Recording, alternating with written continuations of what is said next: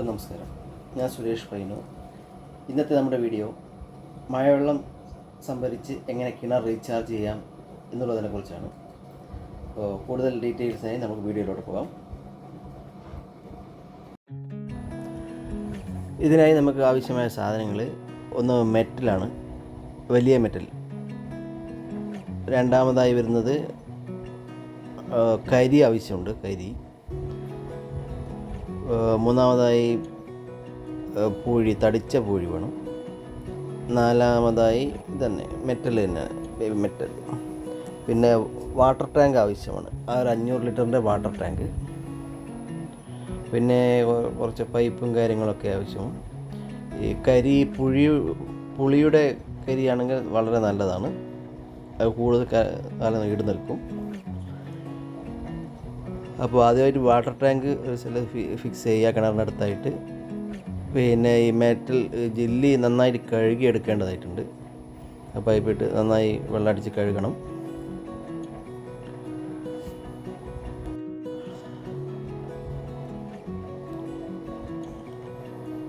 പൂഴിയും അതുപോലെ തന്നെ നന്നായിട്ട് കഴുകേണ്ടതായിട്ടുണ്ട്.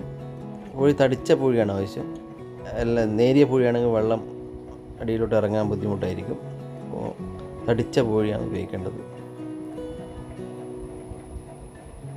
പിന്നെ നമ്മളിത് ചെയ്യുന്നത് വെച്ചാൽ 4 ലെയറായിട്ടാണ് ഈ വാട്ടർ ടാങ്കിൽ ഈ സാധനങ്ങൾ ഇടുന്നത്. അപ്പോൾ ഓരോ ലെയർ ഇടുമ്പോഴും അതിന് ഓരോ നെറ്റോ അല്ലെങ്കിൽ നെറ്റ് വിരിക്കേണ്ടതായിട്ടുണ്ട്. അതിപ്പോൾ വീഡിയോയിൽ കാണും.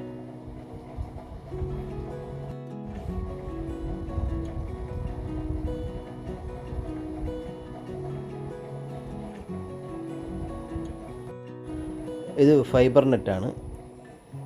അത് ടാങ്കിൻ്റെ അളവിന് കണക്കായിട്ട് കട്ട് ചെയ്തിട്ട് വേണം ഇതിൽ ഇൻസ്റ്റാൾ ചെയ്യാൻ. അതുപോലെ തന്നെ വാട്ടർ ടാങ്കിൻ്റെ അടിയിൽ നിന്നും പുറത്തേക്ക് വെള്ളം പോകുന്ന ആ ഹോൾസിന് ടാങ്ക് കണക്ടറിൻ്റെ അവിടെ ഒരു നെറ്റ് ഫിക്സ് ചെയ്യേണ്ടതായിട്ടുണ്ട്. അത് ഇതിൻ്റെ പീസ് തന്നെ ഫിക്സ് ചെയ്താൽ മതി. ഈ ജെല്ലിയും കാര്യങ്ങളൊക്കെ പുറത്തേക്ക് ഒഴുകുന്നത് തടയാൻ വേണ്ടിയിട്ടാണ് ചെയ്യുന്നത്. ഇരുമ്പിൻ്റെ നെറ്റ് യൂസ് ചെയ്യാൻ പാടില്ല, അത് തുരുമ്പൊഴിക്കാൻ സാധ്യതയുണ്ട്. ഫൈബർ നെറ്റ് ആണ് യൂസ് ചെയ്യേണ്ടത്. ഇത് ടാങ്ക് കണക്ടറിൻ്റെ അരുവിനായിട്ട് ഇത് ഫിക്സ് ചെയ്യുക ആദ്യം. ശേഷം ജില്ലിയിട്ട് ഇത് അവിടെ ഫിക്സ് ആക്കുക.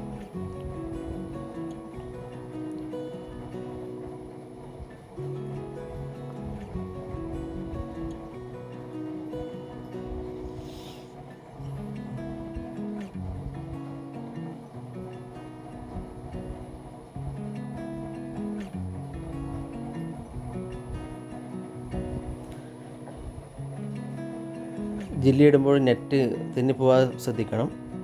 ആദ്യം കുറച്ച് ജില്ലി കൊണ്ട് നെറ്റ് അവിടെ ഫിക്സ് ആക്കി വെക്കുക. ശേഷം കൂടുതൽ ജില്ലി ടാങ്കിലേക്ക് ഇടുക. ഒരു ലെയർ, ഫസ്റ്റ് ലെയർ ജില്ലിയാണ് ഇടുന്നത്.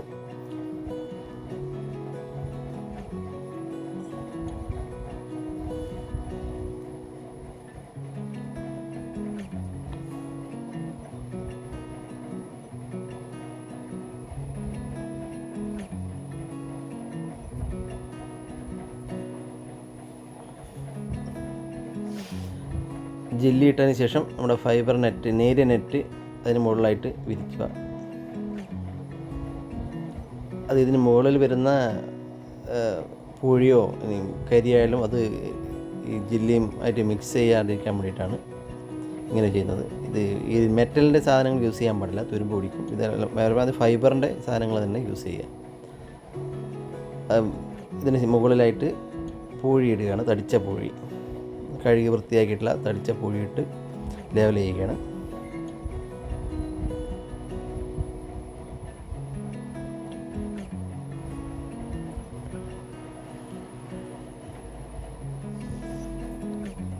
പൂഴി എടുത്തതിന് ശേഷം അതിന് മുകളിലായിട്ട് വീണ്ടും ഫൈബർ നെറ്റ് തന്നെ യൂസ് ചെയ്യാമെന്ന്.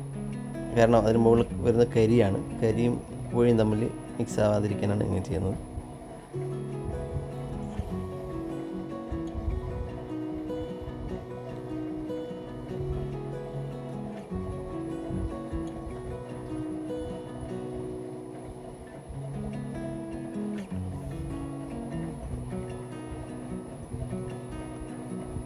അടുത്തതായി കരി ടാങ്കിലേക്ക് നിക്ഷേപിക്കുക. പുളിയുടെ കരി തന്നെ, ഇത് പുളിയുടെ കരിയാണ്.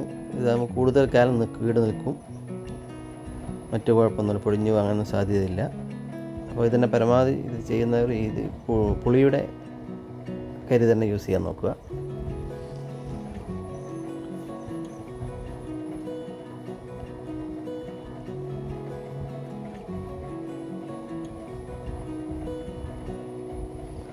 കരിക്ക് മുകളിലായിട്ടാണ് ഈ വലിയ ഫൈബർ നെറ്റ് വിരിക്കുന്നത്.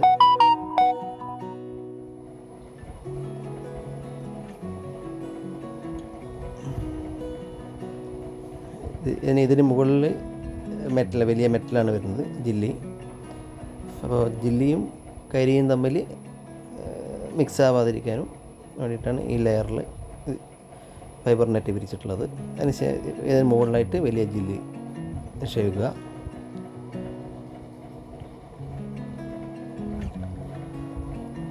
നല്ല റൗണ്ടിൽ ലെവൽ ചെയ്ത് കൊടുക്കുക. ഏകദേശം വാട്ടർ ടാങ്കിലൊരു പകുതിക്ക് മുകളിലായിട്ട് ഇത് വരണം. നന്നായി ലെവൽ ചെയ്ത് കൊടുക്കുക. ടെറസിൻ്റെ മുകളിൽ നിന്നും വരുന്ന വെള്ളം വാട്ടർ ടാങ്കിൽ ഫിൽട്ടറായതിനു ശേഷം 1 ഇഞ്ചിൻ്റെ സക്ഷൻ ഹോസിലൂടെയാണ് കിണറ്റിലേക്ക് ഇറക്കി വയ്ക്കുന്നത്. കിണറിൻ്റെ അടിയിലായി ഒരു ബക്കറ്റ് വയ്ക്കുന്നത്, അതിൽ വീണിട്ട് അന്ന് വെള്ളം കിണറിലേക്ക് വീണു. ഏതാണ്ട് കിണറിൻ്റെ പകുതിയോളം വെള്ളം ഇപ്പോൾ സ്റ്റോറേജ് ആയിട്ടുണ്ട്.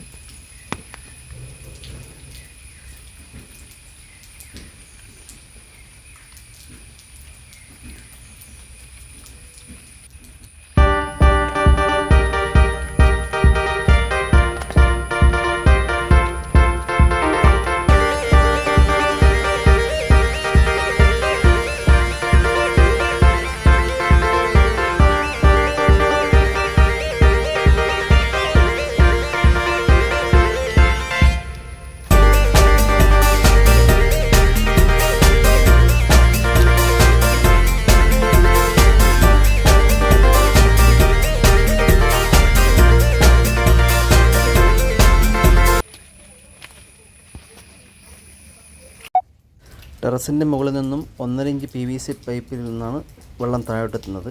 അവിടുന്ന് റെഡ്യൂസ് ചെയ്തിട്ട് 1 ഇഞ്ച് ബ്ലാക്ക് പൈപ്പിലൂടെയാണ് വാട്ടർ ടാങ്കിലേക്ക് ഈ ടെറസിലെ വെള്ളം എത്തിക്കുന്നത്. അവിടുന്ന് ഫിൽട്ടർ ചെയ്ത ശേഷം കിണറിലേക്ക് വെള്ളം വിടുകയാണ് ചെയ്യുന്നത്.